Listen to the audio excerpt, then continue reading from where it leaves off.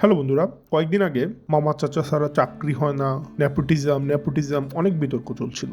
সব জায়গায় বলা হচ্ছিল যে এটা কতটা খারাপ জিনিস, বাট এটার এক্স্যাক্টলি বিপরীত। গবেষণা অনুযায়ী 80% জব মানুষ তাদের নেটওয়ার্কের মাধ্যমে পায়, যেখানে মাত্র 20% জব মেধার ভিত্তিতে দেওয়া হয়। আর একটা মজার ব্যাপার শুনুন, যখন পেইড অ্যাড থেকে লিড কনভার্সন করার চেষ্টা করা হয় তখন কনভার্সন রেট হয় 1:25, কিন্তু যদি সেই লিডই ব্যক্তিগত রেফারেন্স বা কথোপকথন থেকে আসে তখন কনভার্সন রেট হয় 2:3। এটাই নেটওয়ার্কের পাওয়ার। কিথ ফেরাজির লেখা একটা বই আছে, নেভার ইট অ্যালোন। বিশ্বের সবচেয়ে প্রভাবশালী, ক্ষমতাশালী এবং ধনী মানুষেরা তাদের শক্তিশালী নেটওয়ার্কের কারণেই সেই স্থানে পৌঁছতে পেরেছে। অন দ্য আদার হ্যান্ড, যদি তুমি শক্তিশালী ও ধনী মানুষের সাথে নেটওয়ার্ক তৈরি করতে পারো তাহলে তুমি অন্যদের তুলনায় এগিয়ে থাকবে। এখন নেটওয়ার্কিং তুমি কিভাবে করবে, এর জন্য একটি স্পেন ফর্মুলা আছে যেটা আমি একে একে বুঝিয়ে দেব। এখন প্রশ্ন হলো কিভাবে নেটওয়ার্কিং করতে হবে। এই বিষয়ে কিথ ফেরাজি বইয়ে যা বলা হয়েছে। আচ্ছা, এই কিথ ফেরাজি কে, যার কথা আমি বারবার বলছি?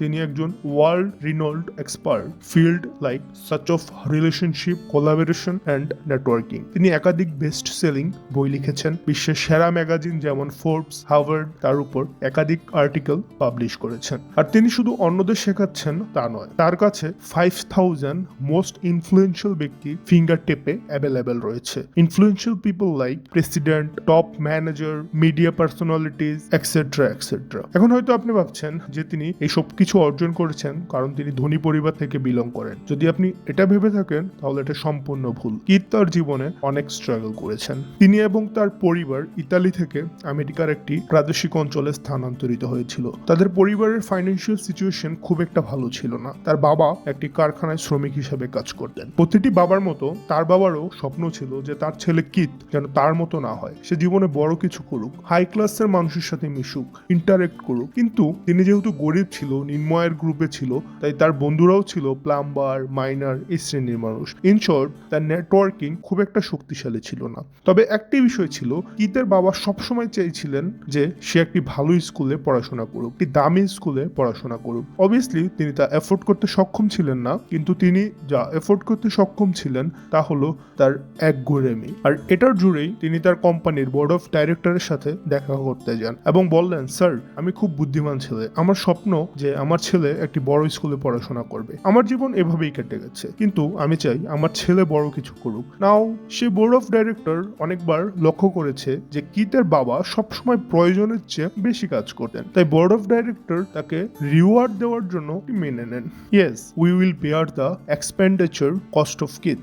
যেটার পর কিথ একটি ভালো স্কুলে পড়াশোনা শুরু করেন, বাট তার ছেঁড়া কাপড় এবং পুরনো জুতোর জন্য তাকে নিয়ে অনেক মজা করা হতো। বাট তিনি বলেন যে এই সিচুয়েশন তাকে লং টার্মে ইন্টারনালি আরো স্ট্রং বানিয়ে দিয়েছে। The collapse. 1960 সালে স্টিল ইন্ডাস্ট্রি কোল্যাপস করে, যার ফলে কিথের বাবা 6 মাস ধরে আনএমপ্লয়েড ছিলেন, বেকার ছিলেন। যদিও তার মা ঘর পরিষ্কারের কাজ করতেন, বাট কিথ তার পরিবারকে সাপোর্ট করতে চেয়েছিল। তাই 11 বছর বয়সেই তিনি একটি গলফ ক্লাবে কাজ করা শুরু করেন। কিথ ওয়েলদি মানুষের গলফ ব্যাগ বহন করত, আর সে ধনীদের দেখে সবসময় ভাবতো যে কেন কিছু মানুষ সফল হয় এবং বেশিরভাগ মানুষ হয় না। নাও এটার ইমিডিয়েট অ্যান্সার সে পায়নি, বাট কিথ এটা লক্ষ্য করেছিল যে ধনীরা সবসময় একে অপরকে সহায়তা করে। তারা তাদের সন্তানদের জন্য বেস্ট থেকে বেস্ট স্কুল সিলেক্ট করে, ভালো জায়গায় ইন্টার্নশিপ করায় এবং প্রিমিয়াম কোম্পানিতে তাদের প্লেসমেন্ট নিশ্চিত করে। মোস্ট ইম্পর্টেন্টলি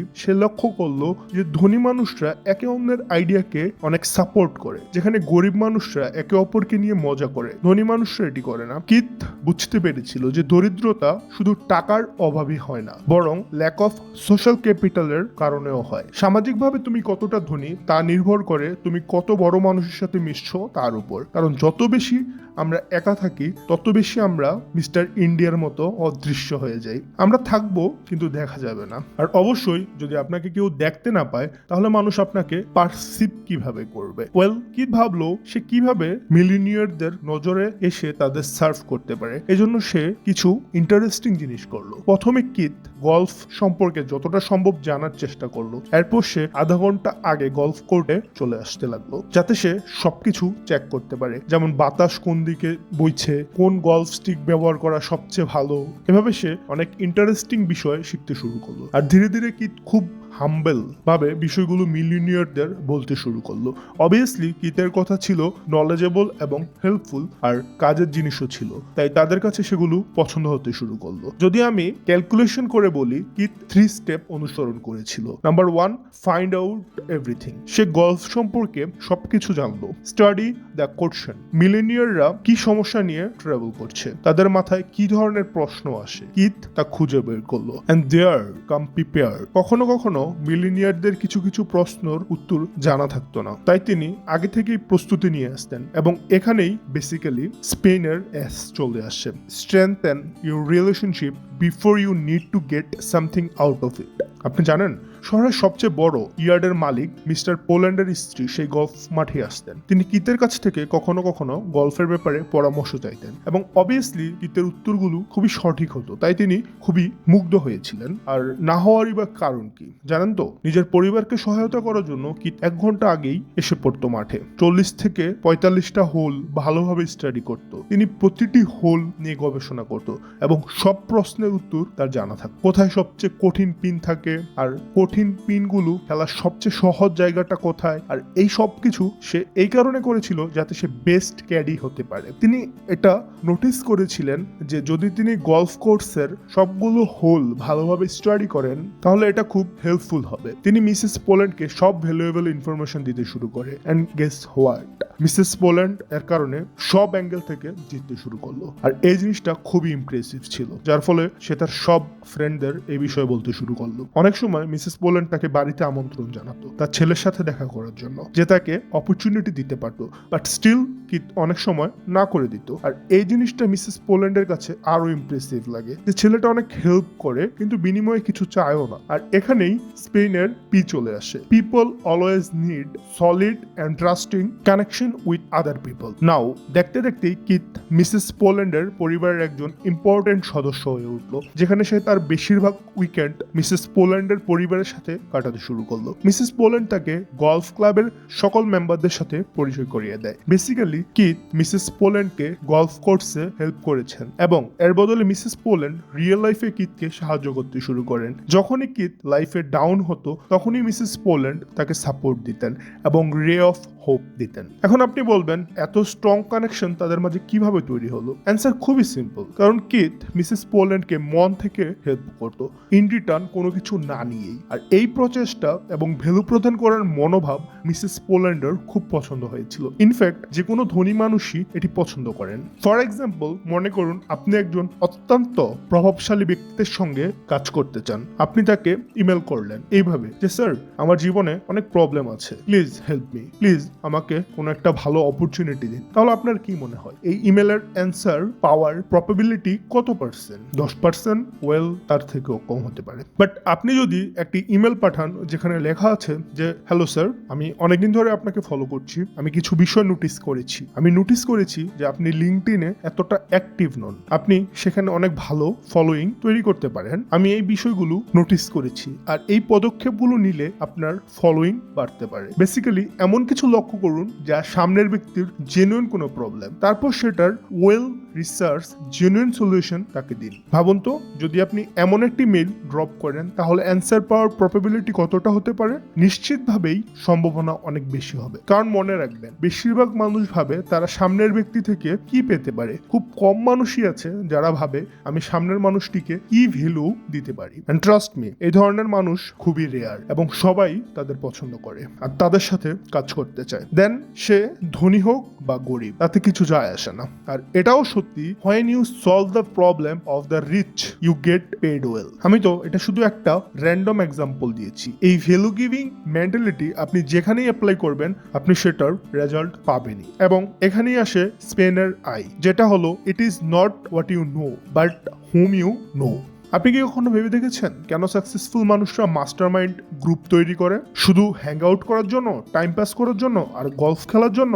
ওয়েল না, ইনস্ট্যান্ট তারা লাইফে প্রতিটি ডোমেইনে একে অপরকে অ্যাডভাইস দেয়, একে অপরকে সাপোর্ট করে। আপনি কি কখনো নেকড়ে দেখেছেন? তারা সব সময় একটি দলের মধ্যে চলাফেরা করে, কারণ তারা জানে যে একটি নেকড়ে একা সব দিকে ফোকাস করতে পারবে না। তাই তারা দল তৈরি করে, যেখানে একজন সামনে ফোকাস করে, আরেকজন রাইটে ফোকাস করে, অন্যরা বাকি দিকগুলো নজর রাখে। সবাই চারপাশ দেখে, একসাথে চলাফেরা করে, যার ফলে একজনও যদি কোনো শিকার দেখতে পায় তাহলে সবাই মিলে শিকার করে, যেটা তাদের সার্ভাইভ করতেও হেল্প করে, শিকার খুঁজতেও হেল্প করে এবং শিকারীর হাত থেকে বাঁচতেও হেল্প করে। বাট সেখানেই আপনি ভাবুন তো, যদি সে একা কাজ করে তাহলে কি সে এত ভালোভাবে জিততে পারবে? খুব সম্ভবত না। তাই আমি চাই আপনিও অ্যালায়েন্স গঠনে ফোকাস করুন, অ্যান্ড অবভিয়াসলি যত স্ট্রং মানুষের সঙ্গে আপনি অ্যালায়েন্স বানাতে পারবেন ততই ভালো। তো এর জন্য একটা এক্সারসাইজ আমি আপনাকে বলছি।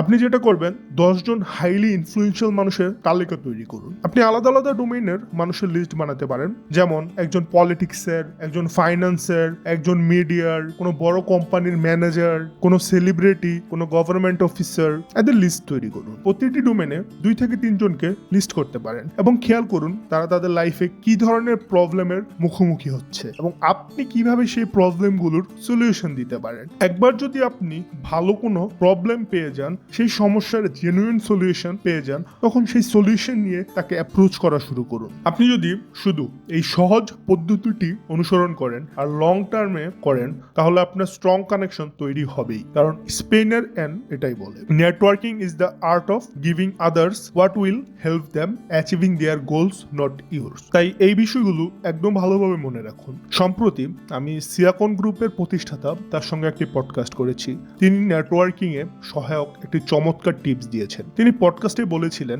মানুষ সাধারণত যে ভুলটি করে তা হলো সরাসরি বড় ব্যক্তিদের, যেমন কোম্পানির ওনার বা সিইওর সাথে যোগাযোগ করার চেষ্টা করে। এর পরিবর্তে আপনি যদি বড় ব্যক্তিদের কাছে পৌঁছতে চান, তাহলে সেই কোম্পানির এমন কারোর সাথে যোগাযোগ করার চেষ্টা করুন যিনি তাদের মতো ব্যস্ত নন। মেবি এমন একজন এমপ্লয়ি যে সেখানেই থাকে এবং প্রতিদিন তাদের সাথে দেখা করে, কিন্তু তেমন বেশি মনোযোগ পাচ্ছে না, বা এমন একজন ব্যক্তি যে জীবনে বড় কিছু করতে চায়, যাতে সে আপনার সাথে অ্যালাইন ফর্ম করে আপনাকে আর সেই পাওয়ারফুল পার্সনকে মিলিয়ে দিতে পারে, যেটাতে তারও ফায়দা হবে আর উইন উইন সিচুয়েশন তৈরি হবে। আপনার কি মনে হয় মানুষের সাথে নেটওয়ার্ক তৈরি করার বেস্ট পদ্ধতি কি হতে পারে? কমেন্ট করে অবশ্যই জানাবেন। আর যদি আপনি এরকম ভ্যালুয়েবল ইনফরমেশন ফ্রিতে জানতে চান, তাহলে চ্যানেলটি সাবস্ক্রাইব করুন এবং বেল আইকনে ক্লিক করে রাখুন, যাতে পরবর্তী ভিডিও মিস না হয়। দেখুন, শক্তিশালী মানুষের সাথে নেটওয়ার্ক তৈরি করা একটি ভালো বিষয়, তবে আমি চাই আপনি নিজে একজন শক্তিশালী ব্যক্তিত্ব হয়ে উঠুন। যদি আপনি জানতে চান কিভাবে একটি শক্তিশালী ব্যক্তিত্ব হওয়া যায়, তাহলে পরের ভিডিওটি আমি এটার উপরই বানাবো,